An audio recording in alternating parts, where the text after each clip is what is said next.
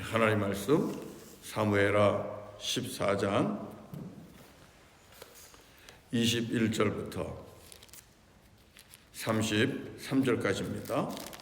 사무엘하 14장 21절부터 33절까지요.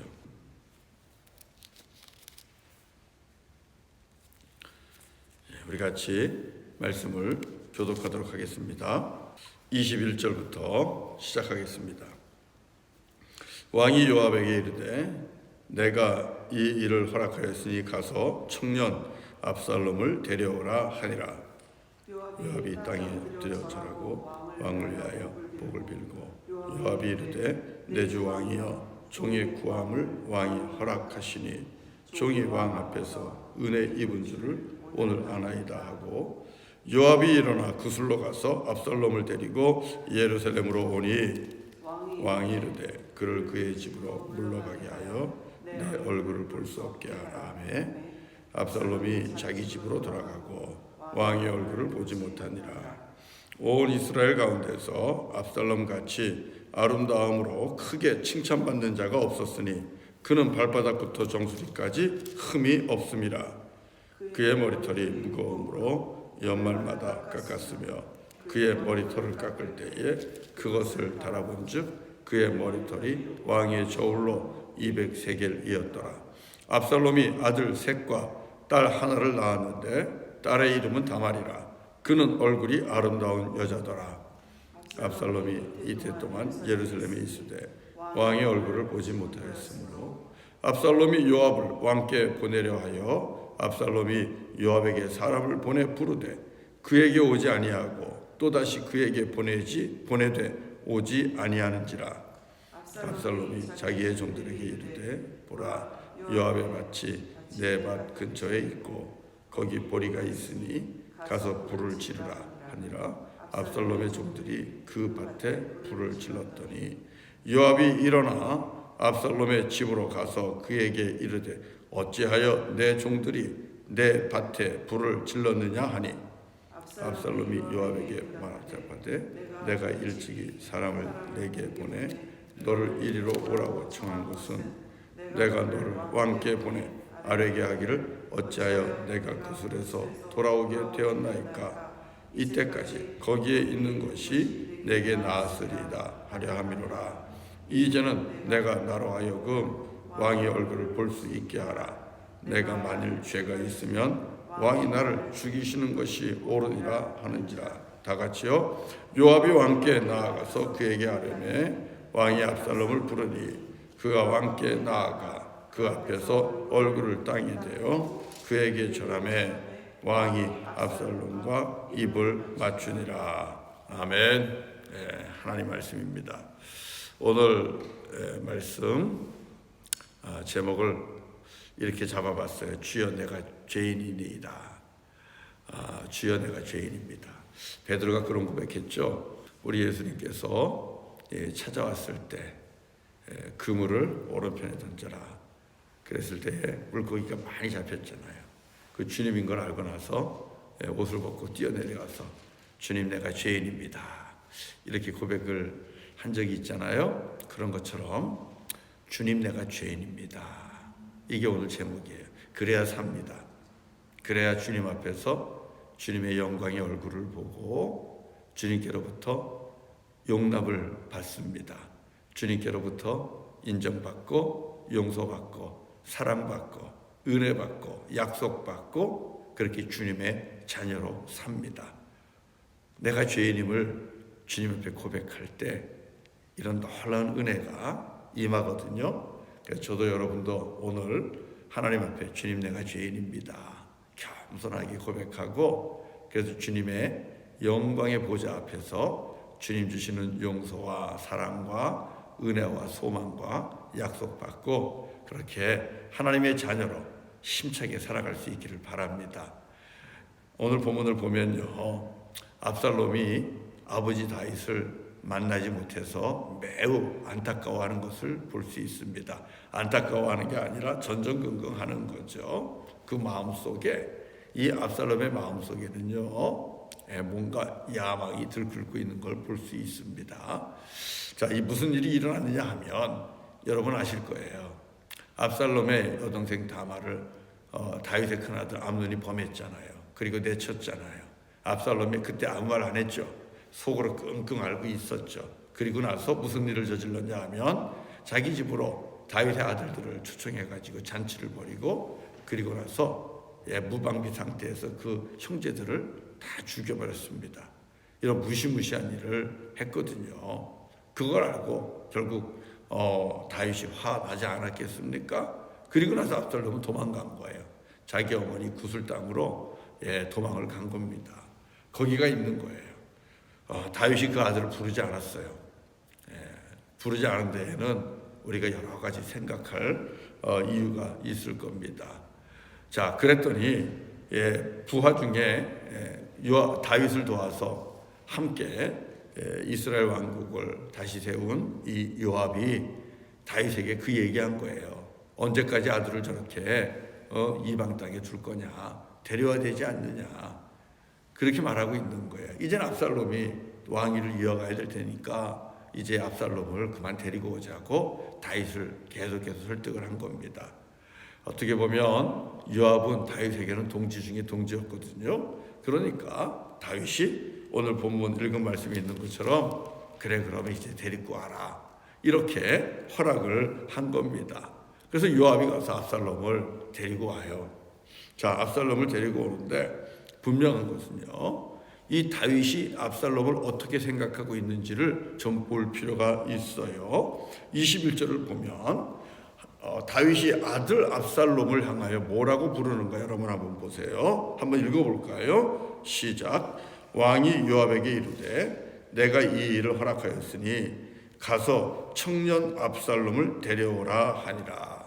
자, 여기서 다윗이 누구를 데려오라 그랬어요? 내 아들 압살롬을 데리고 와라, 그렇게 말하지 않고 젊은 친구 압살롬을 데리고 와라.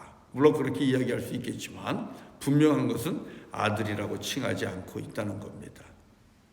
청년 압살롬을 데리고 와라, 이렇게 다윗이 이야기하고 있다는 것을 우리가 좀 눈여겨볼 필요가 있어요. 왜 그렇게 불렀을까 하는 것입니다. 자, 어쨌든 다윗은 이 압살롬을 데리고 올 것을 허락을 했어요. 요압이 데리고 왔어요. 그런데 자, 뭐라 그럽니까? 자, 24절 같이 한번 읽어봅시다. 자, 압살롬을 데리고 왔는데 24절 읽어봐요. 그 다음에 무슨 일이 일어났는가? 시작. 왕이 이르되 그를 그의 집으로 물러가게 하여 내 얼굴을 볼 수 없게 하라 하매 압살롬이 자기 집으로 돌아가고 왕의 얼굴을 보지 못하니라. 자, 무슨 일이 일어난 거예요? 데리고는 왔으나 아버지 얼굴을 보지 못하는 겁니다. 아버지 얼굴을 보지 못하고 압살롬 집으로 보내죠. 일종의 가택연금과 같은 거죠. 넌 거기 있어, 왕궁에 들어오지 마, 이렇게 이야기를 하고 있는 겁니다. 아직까지 아버지 얼굴 볼 수 있는 그런 준비가 안 됐다는 겁니다. 누가 안 된 걸까요? 누가 준비가 안 된 걸까요? 과연 이 다윗 왕 다윗 왕이 아들 보고 싶은 마음이 없었던 걸까요? 더 이상 그 얼굴을 보고 싶지 않은 걸까요? 어쩌면 그럴 수도 있다라고 말할 수 있겠지만 본문을 보면 꼭 그런 건 아니에요. 그런 건 아닙니다. 압살롬이 아버지 얼굴 볼 준비가 안 돼 있는 것이 더 맞습니다. 그걸 우리가 본문을 보면 알 수 있어요. 자, 다윗이 얼굴을 보지 못하도록 하고 아들을 압살롬을 자기 집으로 보내지요. 그러니까 압살롬이 아버지가 부를 때가 된 것 같은데 부르지 않는 거예요. 그래서 이렇게 저렇게 참다가 요압을 통해서 어떻게 좀 해보려고 했는데 요압도 말을 안 듣니까 그만 요압의 밭에 불을 질러서 그렇게 요압을 성위를 돋구면서 요압으로 하여금 자기 발로 찾아오게 하고, 결과적으로 이것은 매우 안 좋은 결과를 나중에 갖고 오는데요. 그렇게 하면서까지도 아버지 얼굴을 보려고 하는 거예요. 그런데 결국은 못 보죠. 이태, 그러니까 2년이 지나서야 아버지 얼굴을 보게 됩니다. 자, 여기서 우리가 한 가지 귀한 영적인 비밀을 우리가 볼 수 있어요. 압살롬은 왜 아버지 얼굴을 볼 수 없었을까요? 아버지 다윗은 왜 그 아들 압살롬이 왔을 때에 자기 왕궁으로 불러들이지 않고 일단은 그 압살롬의 집으로 격리시키면서 그곳으로 보냈을까요? 그리고 2년이 지나도록 그 아들 압살롬을 부르지 않았을까요? 하는 것입니다. 우리는 이런 말 우리 가끔 할 수 있죠. 여러분 생각해 보세요. 자, 내가 그만 아무개를 볼 면목이 없어서 볼 면목이 없다는 말을 우리 하잖아요. 우리 흔히들 하는 말입니다. 세상 살면서 사람과의 관계 속에서 내가 볼 면목이 없다. 누구를 볼 면목이 없다. 이거 무슨 뜻이에요? 그 사람에게 무언가 빚을 진 겁니다. 잘못한 겁니다. 죄를 범한 겁니다. 근데 그 문제가 풀리지 않았어요. 화해하지 않았어요. 갚지 못했어요. 그러니까 볼 면목이 없다라는 그런 말을 하는 거잖아요. 여러분, 그런 겁니다. 얼굴을 친히 보려면 그 사람과 나 사이에 막힌담이 없어야 돼요. 누군가가 그 사람에게 죄진 것이 없어야 돼요. 잘못한 것이 없어야 돼요. 그래야 얼굴도 똑바로 볼 수 있는 겁니다. 여러분, 이것은 우리 하나님과의 관계도 마찬가지예요. 오늘 이 다윗과 압살롬의 관계가 그걸 보여주는 거예요. 다윗이 압살롬을 부르지 않은 것은요, 압살롬의 심령 안에 아직까지도 해결되지 않은 죄의 문제가 있는 겁니다. 자기 의에 가득 차 있는 겁니다. 형이 내 여동생을 겁탈했어요. 아버지도 화만 내고 이 공의와 정의를 바로잡지 않는 거예요. 그러니까 그래? 그럼 내가 해야지. 압살롬이 공의와 정의를 세우겠다고 하면서 형제들을 살해한 겁니다. 자기 입장에서 보면 정의롭고 공의로운 거예요. 잘못이 없다는 거예요. 여전히 자기 의에 빠져 있는 거예요. 어떻게 할 수 있어요? 요압하고의 말다툼 속에서 우리가 그것을 확인할 수 있습니다. 이 압살롬이 무서운 말을 합니다. 자, 한번 말씀 볼까요? 자, 우리 32절입니다, 여러분. 32절 한번 보세요. 압살롬이 이 말만 안 했어도 괜찮았을 거예요. 자, 32절 같이 한번 보겠습니다. 시작. 압살롬이 요압에게 대답하되 내가 일찍이 사람을 내게 보내 너를 이리로 오라고 청한 것은 내가 너를 왕께 보내 아뢰게 하기를 어찌하여 내가 구슬에서 돌아오게 되었나이까. 이때까지 거기에 있는 것이 내게 나았으리이다 하려 함이로라. 이제는 내가 나로 하여금 왕의 얼굴을 볼 수 있게 하라. 내가 만일 죄가 있으면 왕이 나를 죽이시는 것이 옳으니라 하는지라. 여러분, 이 말씀 속에 압살롬이 범하고 있는 두 가지의 자기 의의가 있습니다. 아주 교만이죠. 첫 번째는 뭐예요? 내가 여기 오지 않고 구슬에 있는 게 훨씬 나았겠다 하는 것입니다. 아버지 집에, 아버지 앞에 사는 것이 귀한 것인 줄을 몰라요. 또 하나는 뭐가 있습니까? 내가 죄가 없다는 겁니다. 내가 죄가 있으면 왕이 나를 죽이시는 것이 맞을 거야. 무슨 뜻입니까? 자기는 죄 없다는 겁니다. 자기는 죄 없다는 거예요. 자기 의에 가득 차 있는 겁니다. 2년 동안 아버지 얼굴을 보지 못하면서 부름을 받지 못하고 그렇게 있었음에도 불구하고 압살롬 어리석었다고 한 거예요. 아버지가 왜 나를 이 내 집으로 격리시켜 놓고 왜 왕궁으로 부르지 않았을까? 거기에 대한 생각이 조금만 있었어도 압살롬이 그러지 않았을 거예요. 구슬에서 돌아와서 자기 집에 거하면서 그래, 형 암논이 잘못했지만 형 암논과 형제들을 내가 살해한 것, 그 또한 내가 잘못한 거지. 아버지의 신기를 건드리고 그리고 내가 교만해서 그런 거지. 스스로 자기의 죄를 깨닫고 그래, 내가 아버지 집에 품꾼으로 있어도 좋다. 이제는 내가 아버지 집에, 아버지 왕궁에 파수꾼으로 있어도 좋다. 그 겸손한 마음, 그 자기의 죄를 뉘우치는 마음으로 그 인연을 준비했다면 아버지 다윗이 압살롬을 불렀을 거예요. 그러나 그러지를 못했거든요. 특별히 오늘 본문을 보면 압살롬은 외모가 출중했습니다. 세상에 이렇게 빈틈이 없는 인물이 없어요. 25절 보면 그렇게 말씀하잖아요. 한번 읽어볼까요? 시작. 온 이스라엘 가운데에서 압살롬같이 아름다움으로 크게 칭찬받는 자가 없었으니 그는 발바닥부터 정수리까지 흠이 없습니다. 여러분, 흠 없는 인물이 어디 있어요? 머리끝부터 발끝까지 보면 흠 없는 사람 없습니다. 누군가는 다 흠이 있습니다. 그 약점을 가지고 내가 여기만 조금 더 괜찮았으면, 이 부분만 조금 더 괜찮았으면, 우리가 그렇게 얘기하잖아요. 근데 압살롬은 흠이 없어요. 세상 사람들이 볼 때 너무나 멋지고 아름다운 외형과 외모를 가지고 있었던 것입니다. 자, 그럼에도 불구하고 다윗이 그 아들 압살롬을 부르지 않았어요. 무엇을 의미합니까?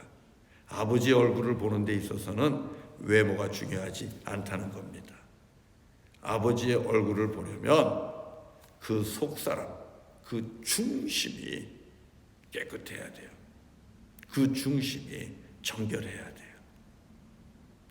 아버지, 내가 죄인입니다. 아버지의 은혜 없이는, 아버지의 긍휼하심 없이는 내가 살 수 없습니다.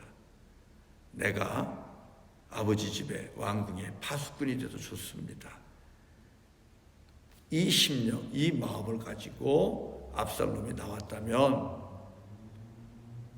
다윗은 압살롬을 충분히 불러서 그 아들을 품고, 그리고 그 아들을 다윗의 다음 후계자로 분명히 세울 수 있었을 것입니다.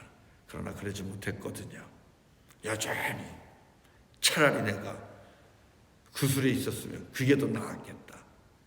내가 죄가 있으면 그러면 나를 죽였어야지. 이러면서 자기의 의를 드러내고 교만한 모습을 보이고 있는 것, 참 안타깝죠. 그러니까 아버지 집에 들어왔어도, 아버지가 다스리는 아버지의 다스리는 그 영역 안에 들어왔어도 아버지의 얼굴을 보지 못하고 아버지가 베풀어주는 은혜와 긍휼도, 약속과 소망도 얻지 못하고 있는 겁니다. 그러니까 기쁨이 없어요. 그리고 늘 원망과 불평과 분노와 이런 것들을 가지고 살아갑니다. 사랑하는 성도 여러분, 혹시 우리 중에 이런 분은 없습니까? 저와 여러분은 우리 전능하신 여호와 하나님 아버지 안에, 하나님의 영역 안에 들어와 있습니다. 우리 모두가 하나님 앞에 나와서 예배하기도 하고, 그리고 하나님이 다스리시는 그 세상 안에 살고 있음을 우리가 고백을 하고 있습니다. 그런데 그럼에도 불구하고 아버지의 영광의 그 임재 앞에 나아가지 못하고, 그리고 아버지 하나님의 그 영광스러운 얼굴을 우리가 보지도 못할 뿐만 아니라 하나님께서 베풀어 주시는 크신 용서와 용납과 사랑과 은혜와 은총과 그리고 소망의 약속들, 이런 약속들을 우리가 받아 누리지 못하는 그런 가운데, 답답한 가운데, 마치 이 압살롬과 같이 아버지께로부터 부름받은 것은 알겠는데 부름받은 자로서 기쁨과 소망이 넘치는 그런 삶을 살지 못하는 그런 성도님들은 혹시 안 계십니까? 왜 그래요? 우리가 여전히 주님, 내가 죄인입니다. 아버지 하나님의 은혜 없이 내가 살 수 없습니다. 세상에서 내가 아무리 잘 살았어도 아버지 집이 최고입니다. 내가 아버지 집에 파수꾼이 되어도 좋으니 주님, 나를 용서해 주시고 나를 받아주십시오. 이렇게 겸손히 나의 죄됨을 고백하고 회개하고 아버지의 은혜를 사모하는 여러분, 이 겸손한 믿음, 아버지 하나님이 인정하는 믿음, 그 믿음이 우리에게 없어서 그런 거예요. 그것이 없으면 우리가 주의 영광에 가까이 나아갈 수 없고 아버지의 얼굴을 볼 수가 없습니다. 주님께서 분명히 말씀하셨어요. 하나님과 우리 사이에 거리를 만들어내는 것은 바로 우리의 죄악이라고. 우리가 죄인됨을 고백하고 회개할 때에 하나님과 우리 사이에 그 간격은 좁혀지는 겁니다. 주께로 가까이 나아가서 마침내 주님의 영광의 얼굴을 볼 수 있는 겁니다. 사랑하는 성도 여러분, 오늘 우리에게 주시는 말씀 분명합니다. 누가복음 15장에 나오는 그 아버지를 버리고 등지고 집을 나간 둘째 아들이 아버지 앞에 돌아오는 것을 한번 생각해 보시고 그것과 비교를 해보세요. 그 아들이 아버지한테 돌아올 때 어떻게 그래요? 내가 여기서 줄여 죽는구나 하면서 아버지 집에는 먹을 것이 풍족할 때 내가 아버지 앞에 가서 죄인됨을 고백하고 아버지 집에 품꾼이라고 종이 되어도 줬으니 아버지 집에 들어가서 거하겠다고 그렇게 이야기해야지 하고 들어가잖아요. 깨닫고 아버지 집으로 가잖아요. 그때 어떻게 해요? 아버지가 그 집을 나갔다 들어오는 아들 너 딴 데 가 있어 그렇게 하지 않잖아요. 달려나가서 껴안아 주잖아요. 바로 여기에 비결이 있습니다. 살 비결이 있고 은혜의 비결이 있고 또 생명의 비결이 있고 소망의 비결이 있는 거예요. 우리는 주님 앞에 언제나 죄인입니다. 매일매일 아버지 내가 죄인입니다. 주여 내가 죄인입니다. 주여 나를 용서하여 주소서. 은혜를 베풀어 주소서. 긍휼을 베풀어 주소서. 그렇게 주님의 은혜를 날마다 사모하는 저와 여러분 되기를 바랍니다. 그러면 우리 하나님께서 주님 앞에 용납해 주시고 또 사랑을 부어 주시고 그리고 자녀의 권세를 확실하게 깨닫게 해 주시고 더 확고하게 해 주시고 그리고 또 주께서 우리에게 날마다 그날의 소망과 약속들을 허락해 주실 것입니다. 아버지 앞에서 기뻐하며 또 아버지를 의지하고 신뢰함으로 담대하게 살아가는 저와 여러분이 될 줄로 믿습니다. 주님, 내가 죄인입니다. 아버지, 내가 죄인이에요. 나를 받아주세요. 언제나 이렇게 하루를 시작하는 저와 여러분 되고 그래서 주님과 함께 아버지와 함께 그 얼굴을 보면서 신나게 정말 성령 충만한 가운데 살아가는 저와 여러분 되기를 주의 이름으로 간절히 축원합니다. 함께 우리 찬송하겠습니다. 시간이 많이 갔네요. 짧게 끝낼 줄 알았는데 벌써 이렇게 됐네요. 우리 찬송 438장 하겠습니다. 438장 내 영혼이 은총 입어 중한제짐 벗고 보니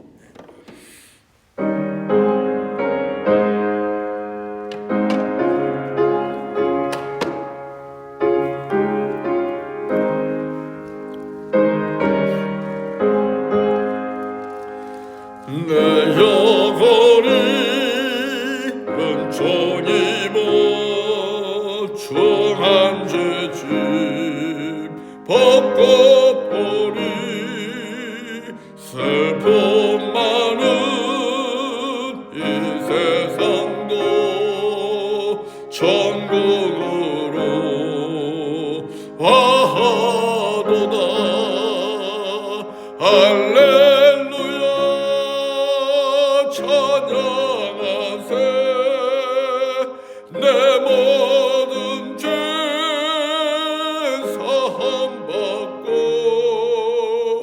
주 예수와 동행하니 그 어디라 하늘나라. 주의 얼굴 뵙기 전에 멀리 뵈던 하늘나라. 내 맘속에 이뤄지리 날로 가깝도다. 할렐루야 찬양하세. 내 모든 죄 사함받고 주 예수와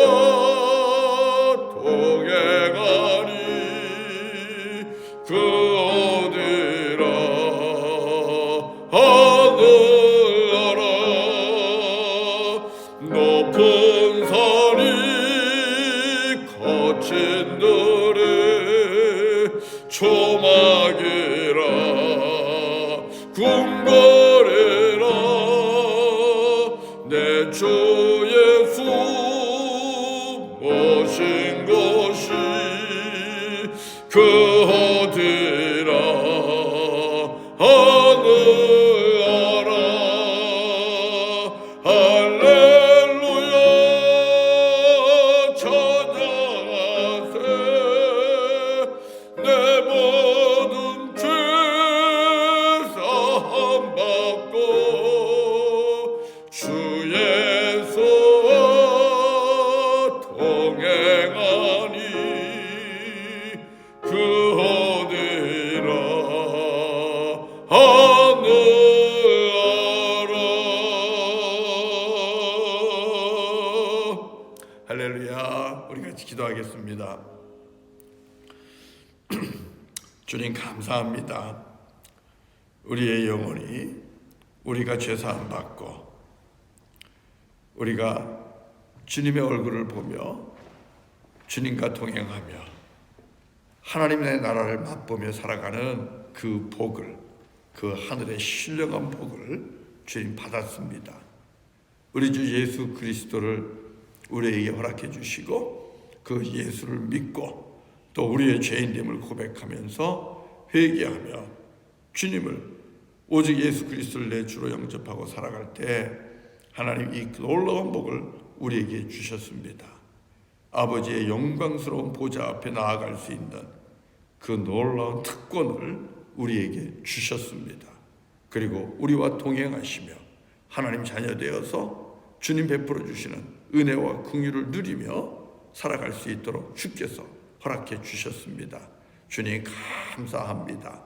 원하옵기는 저희들 더욱더 겸손히 주님의 영광의 보좌 앞으로 가까이 가면 가까이 갈수록 우리들의 흠과 허물이 더욱더 드러나게 하시고 그때마다 회개하게 하시고 더욱더 거룩해지고 정결하게 하시고 그래서 주님 앞에 더 가까이 나아가는 우리 모두가 되게 하시고 주님의 얼굴을 직접 보며 하나님의 나라를 누리며 이 땅에서 살아가게 하여 주시옵소서.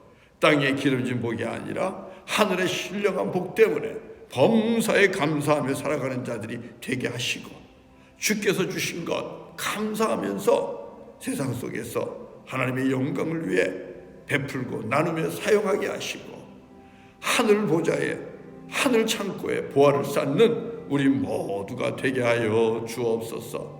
아버지 하나님, 아직도 죄짐에 눌린 자가 있습니까? 아직도 우리가 죄인임을 모르는 자가 있습니까? 아버지 하나님, 우리 중에 죄인이 아닌 자가 누가 있습니까?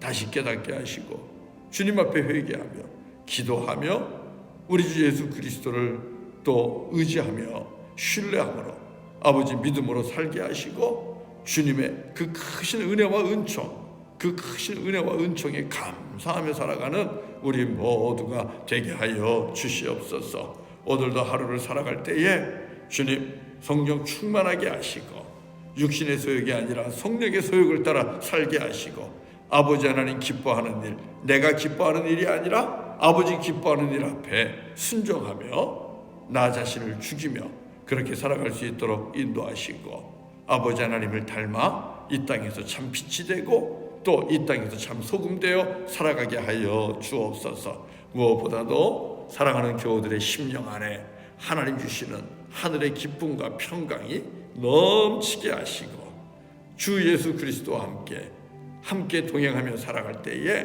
그 어디나 하늘나라 그 어디나 천국 맛보며 살게 하여 주옵소서. 특별히 아버지 하나님 병중에 있는 교우들을 축복합니다. 주님의 능력의 손을 얹어 주시옵소서.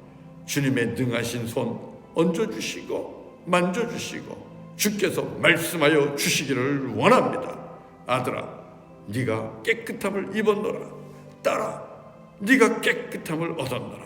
내 믿음이 너를 구원하였노라. 주님 말씀하시면서 사랑하는 아들을 치유하시고 사랑하는 딸들을 치유하시고 사랑하는 주의 자녀들을 고쳐주시며 강건케 하여 주시옵소서. 아버지 하나님, 또 우리 선교사님들을 축복합니다.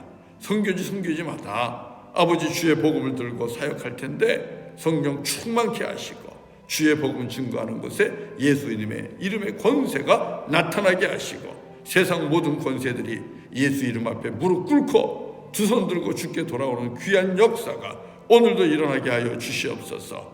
아버지 하나님, 노금석 선교사님, 또 우리 양한갑 선교사님, 권태영 선교사님, 아버지 특별히 귀한 종들을 기억하시고 아버지 병중에서 고쳐주시고 또 사모하며 주님의 거룩한 사역을 위해 힘쓰고 애쓰는 주의 종들에게 필요한 것들을 채우시고 공급하여 주시옵소서. 오늘 하루를 주님께 의탁하고 예수님의 이름으로 간절히 기도드리옵나이다. 아멘. 아멘. 할렐루야.